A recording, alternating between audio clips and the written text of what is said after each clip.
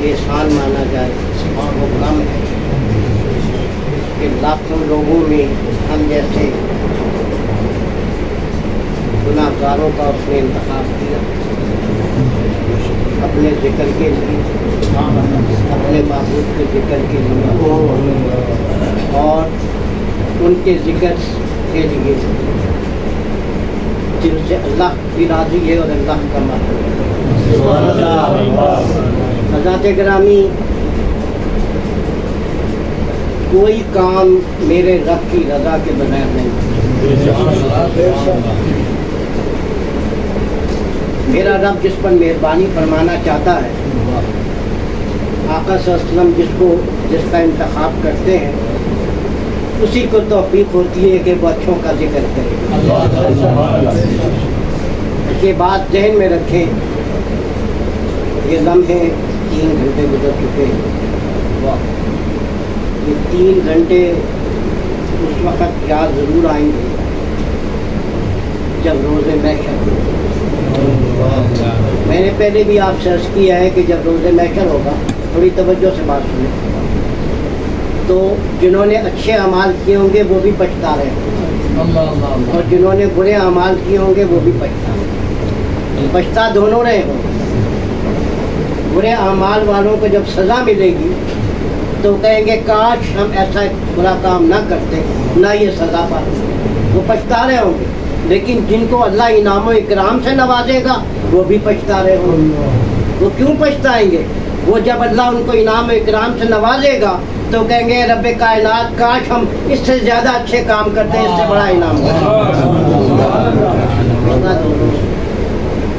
दोस्तों बात ये है कि जो 3-4 घंटे अल्लाह ने हमसे गुजरवाए, दोस्तों याद रखें कि वहाँ जाके हम पछताएंगे, कहेंगे काश ये 3 घंटे 30 घंटों पे मुनस्सर, 30 घंटों पे मुनस्सर। इसलिए कि मेरा रब जो है, जब हम जैसी हमारी स्याहकारियों को मतलब है कि इनकी बरकतों से मिटाएगा ना। देखें बात ये स्याहकार कोई माने ना माने, मैं तो अपने बारे में कहता हूँ, जब इसकी बरकतों से, अपने शहजादों की बरकतों से आका सल्लल्लाहु अलैहि वसल्लम रब से कहेंगे कि मिटा दो, ठीक है ना, तो वक़्त कहेंगे हम काश हम ज़्यादा जिक्र करते ज़्यादा। तो दोस्तों बात ये है कि सैयदुल शुहदा का यौम चेहरम है। आज से इसलिए रखा है कि कल अगर रखते तो 20 तारीख गुजर चुकी होती, इसलिए कि मगरिब के बाद तारीख बदल जाती। आज इसलिए रखा है कि 20 भी शामिल है और दाता साहब को उसका आखिरी दिन भी आज, वहाँ भी आज आखिरी दुआ। हज़रत गिरामी, बहुत अरसे से फेसबुक पे भी, यूट्यूब पे भी, तहरीरी सूरत में भी, पम्फलेट की सूरत में भी कुछ ऐसी तहरीरें हमेशा से सामने आती रही जो ये साबित करते हैं जो यजीद के वकील और वो ये साबित करते हैं कि यजीद हक पर था। इमाम हुसैन अलैहिस्सलाम की माज़अल्लाह गलती, वो तो जो लफ्ज़ इस्तेमाल करते हैं वो लफ्ज़ इस्तेमाल करने में। तो दोस्तों बात ये, अगर तारीख़ का मुताला करें हम, तो अगर यजीद को गुफ्त इमाम पाक से था तो मदीना शरीफ और मक्के शरीफ से क्या? सब लोग जानते हैं कि जिस वक़्त इमाम ज़ैनुल आबिदीन रज़ियल्लाहु ताला अन्हु काफ़िला करबला का टूटा पिटा वहाँ पर पहुँच गया तो यजीद की शैतानियत जो थी फिर अरूज पर पहुँची और उसने अपने चचाजाद भाई उस्मान बिन मोहम्मद बिन अबू सुफियान, उसका चचाजाद भाई, उसको मदीना शरीफ भेजा और कहा कि बात ये है कि तमाम अहले मदीना से मेरे नाम की बैत। तो जब वहाँ गवर्नर बन के गया तो उसने सबसे पहले एक गिरोह को दमिश्क भेजा ताकि वो यजीद की बैत करे। जब लोग यजीद की बैत करके आए तो उन्होंने यहाँ की तौबा की और वाबेला मचाया और अपनी बैत तोड़ने का ऐलान किया। इसलिए उन्होंने कहा कि वो तमाम खराफात जिनकी इस्लाम मुखालफत करता है, یعنی بہن بھائی کی شادی، شراب کا حلال ہونا، زنا کا حلال ہونا، ہر برے کام کا حلال ہونا، ٹھیک ہے نا جی، تفصیل میں نہیں جاتا، بہت گندی گندی باتیں ہیں، تمام کا حلال ہونا اس نے جسے کہنا چاہیے رواج دے دیا. تو یہ باتیں جب وہاں دیکھ کر لوگ آئے تو انہوں نے مدینہ شریف میں اپنی بیعت کو توڑ، اور لوگوں نے مار پیٹ کے عثمان بن محمد بن ابو سفیان کو وہاں سے نکال دیا. یہ بات یزید کو بہت بری لگی. اس نے انتقام کے لیے اہل مدینہ سے سوچا، اور اس کے لیے اس نے ایک فوج تیار کی. اسے کمانڈر کی ضرورت تھی. وہ ایک ایسے شخص کے پاس ڈھونڈتے ڈھونڈتے پہنچا جس کا نام تھا مصرف بن عتبہ. وہ اہل بیت سے ویسے بغض رکھتا تھا، حالانکہ وہ فالج زدہ تھا. جب یزید نے آ کے اسے یہ کہا کہ میں تمہاری کمان میں مدینہ اور مکہ کو مطلب ہے کہ حملہ کرنا چاہتا ہوں، وہاں قتل عام کرنا چاہتا ہوں، تو اتنا خوش ہوا کہ فالج ہونے کے باوجود خوشی سے بیٹھ گیا اور یزید سے کہنے لگا امیر المومنین. یزید کو اس نے کہا معاذ اللہ، ہم نہیں کہتے. اس نے کہا امیر المومنین آپ نے انتقام کے لیے بہترین شخص کا انتخاب کیا ہے، مجھ سے زیادہ ان سے کوئی انتقام نہیں لے سکتا. 20,000 فوج کی سرکردگی میں وہاں پر سب سے پہلے مدینہ شریف، اور پھر انہوں نے ظلم کا بازار 1700 صحابہ کو شہید کیا گیا، 700 حفاظ کو شہید کیا، اور 10,000 مرد و خواتین اور بچوں کو ذبح کیا. اس نے مصرف بن عتبہ نے اپنے فوجیوں سے کہا کہ جو ملے اسے قتل کر دو، جو عورت ملے تمہارے لیے حلال ہے، جو مال تمہارے ملے لوٹ لو گھروں. بڑی زبردست لوٹ مار دی. عورتوں کے ساتھ برا کام ہوا، 1,000 ناجائز بچے پیدا. ظلم کا بازار گرم. اور وہ مسجد نبوی کی زمین جس نے پائے مصطفیٰ کو نہیں چوما تھا، پیشانی مصطفیٰ کو بھی چوما. وہاں پر گھوڑے باندھے، جانور، وہاں پہ بلیوں کی لیدیں پھیلائی، گھوڑوں کی لیدیں پھیلائی. دوستو اس سے بڑھ کر کیا ہو سکتا ہے؟ تمام آپ دوست سنتے رہتے ہیں کہ وہاں پہ کافی دن نماز نہ ہو سکے. حضرت سعید کے بارے میں تمام دوستوں نے سنا کہ وہ کہتے تھے کہ میں دیوانہ بن کے مسجد میں رہا، اور نبی پاک صلی اللہ علیہ وسلم کے روضہ اقدس سے اذان و اقامت کی آواز آتی تھی تو میں بھی نماز پڑھ لیا. یزیدی انہیں دیوانہ کہہ کے انہوں نے چھوڑ دیا. دوستو انتہائی تباہی کے بعد کیا ہوا؟ پھر یہ عتبہ جو تھا، مصرف بن عتبہ، وہ فوج کو لے کے مکہ کی طرف. اس وقت جس وقت اہل مکہ نے یزید کی بیعت توڑی تھی تو انہوں نے زبیر بن عوام کو، عبداللہ بن زبیر کو اپنا امیر مقرر کر لیا تھا. اس وقت ان کی حکومت میں انہوں نے وہاں مقابلہ کیا، لیکن اس کے پاس 20,000 فوج تھی. یہ لوگ خانہ کعبہ میں داخل ہو گئے. منجیق سے اتنی منجیق تو ٹائپ کی گئی، اتنی سنگ باری کی گئی کہ صحن کعبہ پھٹ گیا. غلاف کعبہ کو اتار کے آگ لگا دی.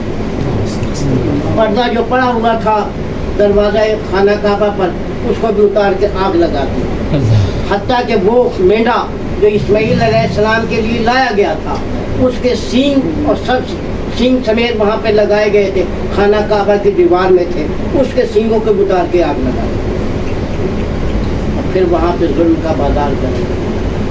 اس دوران وہ عتبہ جو تھا، مصرف بن عتبہ، اس کا پیٹ پیپ اس میں بھری، وہ پھٹا اور وہ مر گیا.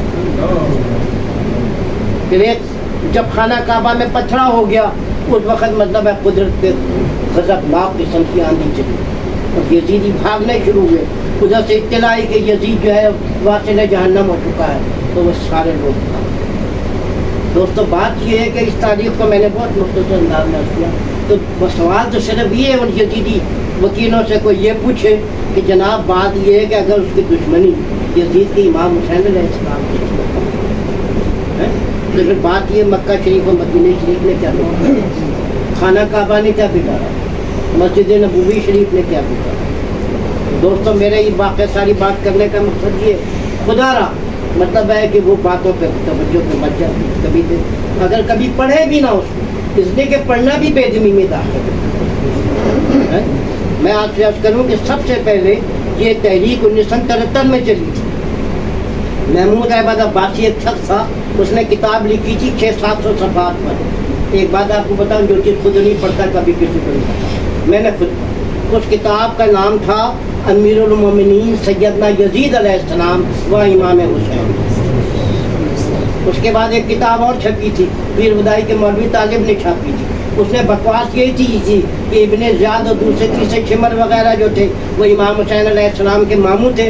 وہ رات کو مطلب ان کے ساتھ آئے تھے قافلے میں, ان کے خیمے میں گھس گئے, قتل کسی اور نے کر دیا, ان کے ذمہ رکھا. تو بات یہ تاریخ کو کون کتنا مانتا ہے. اور سب سے بڑی بات تو یہ ہے کہ نبی پاک صلی اللہ علیہ وسلم کے پاس جتنی جبرائیل امین پیغام دیتے رہے وہ شہادتیں کون مٹا سکتا, ان کو تو کوئی نہیں مٹا سکتا. مولا کائنات نے جو وہاں پہ اپنا زمین کربلا میں ذکر کیا تھا شہادت کا, اس کو کون مٹا سکتا. دوستو یہ بات بس کرنے کا میرا مقصد یہ تھا کہ دوستو ہم شہداء کی شان بیان کرتے ہیں, سنتے ہیں, لیکن دوستو اس آج کل عجیب و غریب طریقے چل رہی ہیں. خدا را جہاں ان کی عظمت کا ذکر ہے اس کو چوم کے پڑھیں, جہاں ان کی شان کا ذکر ہے ان کو سر آنکھوں سے پڑھیں, لیکن جہاں پر بکواس لکھی ہو ٹھیک ہے نا اس پہ لعنت. اللہ تبارک و تعالی ہمیں شہداء کی عظمت و شان کو بیان کرنے, سننے, پڑھنے کی توفیق دے, اور ان کے صدقے میں ہماری دنیا بھی اچھی فرمائے, آخرت بھی اچھی. تو بات یہ ہے کہ آج زندہ صحبت باقی کے بعد کے واقعات عرض کروں گا. دوستوں کی بات نہیں ہے, ایک بات عرض کرتا چلوں. دیکھیں کتنی بڑی عجیب بات ہے. معبد کی بڑی بہن کی بیٹی تھی, انہوں نے لکھا, میں ایک بات بس بات کر کے ختم کر, انہوں نے لکھا کہ ایک مرتبہ نبی پاک صلی اللہ علیہ وسلم نے ہمارے گھر قیام کیا. بڑی توجہ طلب بات, قیام کیا تو فرماتی ہے کہ نبی پاک صلی اللہ علیہ وسلم جب سو کے اٹھے تو آپ نے جا کے ایک جگہ کلی کی. جب کلی کی تو فرماتی ہے وہاں راتوں رات ایک درخت ہو گیا, اس میں پتے بھی آ گئے, پھل بھی آ گئے. کہنے لگے پھل کیسا تھا, بھوکا کھائے تو سیلاب ہو جائے, بیمار کھائے تو شفا یاب ہو جائے, جانور کھائے تو دور جا کر. کہنے لگے ہر معاملے میں وہ پھل کام آتا ہے. کہنے لگے ایک مرتبہ ایسا ہوا, فرماتی ہے کہ مطلب ہے جی کہ ایک رات ہم نے صبح اٹھے تو دیکھا تو پھل اس پہ گر گئے, پتے اس پہ گر گئے.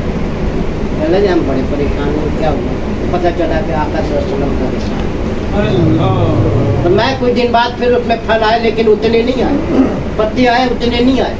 فرمایا کہ پتا کوئی بھی جانور کسی کا بیمار ہو ایک پتا کھلا دو وہ ٹھیک جائے. کہتی ہیں پھر کیا ہوا کہ مطلب ہے کچھ دن کے بعد ہم کچھ پھلوں سے علاج کرتے رہے, پتوں سے علاج کرتے رہے. کہتی ہیں پھر کچھ دن کے بعد ایسا ہوا کہ ایک دن جسے کہنا چاہیے کافی دن کے بعد 30 سال کے بعد ایسا واقعہ ہوا کہ وہ پھل جو تھے نا پتے ایک دفعہ پھر گئے. تو فرماتی ہیں ہم بڑے پریشان ہوئے, پتہ چلا کہ مولا کائنات کو چاہیے. پھر فرماتی ہیں کہ اس کے بعد پھل نہیں آیا اس طرح, پتے ہی پتے آئے. اور فرماتی ہیں ہم پتوں سے اپنے آپ کے مطلب معاملات کو پورا کرتے رہے. فرمایا پھر ایک دن کیا ہوا کہ پھر درخت چھڑ گئے, ٹوڑ مڑے, پتے وجود ختم ہوئے. بعد میں اطلاع ملی کہ امام حسن علیہ السلام. فرماتی پھر پتے آئے لیکن تھوڑے سے آئے. کہتے ہیں پھر کیا ہوا, ہم ان پتوں سے گزارا کرتے رہے. کہنے لگے پھر ایک وقت ایسا آیا کہ مطلب ہے کہ درخت بھی سوکھ گیا, اس میں سے خون نکل رہا. کہنے لگے ہم سارے لوگ بڑے حیران ہوئے کہ یہ خون کہاں کیوں نکلنے لگا. پتہ چلا کہ سید الشہداء کو شہیدان کربلا میدان کربلا. دوستو یہ بات اصل بتانے کا مقصد یہ ہے کہ نباتات بھی ظاہر کرتے ہیں کہ ان کی عظمت اور شان. اللہ تبارک و تعالیٰ ہمیں ان کی عظمت کو سمجھنے کی بے شمار باتیں ان کی شان میں, لیکن لوگ کو بیان کرنا بھی بڑا مشکل کام ہے. ایسے ایسے واقعات ہیں کہ دل دہلتا ہے, دل دکھتا ہے. ظالم لوگ کیسے کس طریقے سے مخالفت کرتے ہیں.